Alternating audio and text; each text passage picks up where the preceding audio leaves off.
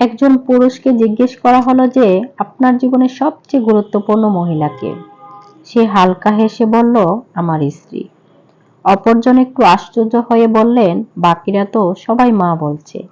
এবার সেই পুরুষটি বললেন, হ্যাঁ, অনেকেই বলতে পারে মা, তবে আমার মতে সে তো আমার মা। সে আমাকে জন্ম দিয়েছেন, তিনি তো আমাকে ভালোবাসেন, তার সাথে তো আমার রক্তের সম্পর্ক, তার পেট থেকেই তো আমার জন্ম।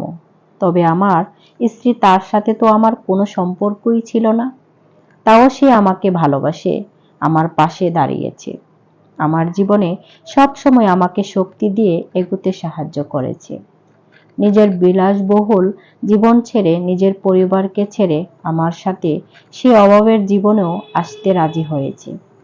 সে শুধু আমার ভালোবাসার কথা ভেবে।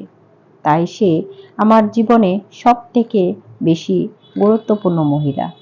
ভিডিওটি ভালো লাগলে অবশ্যই শেয়ার করে দিবেন। সবাইকে ধন্যবাদ।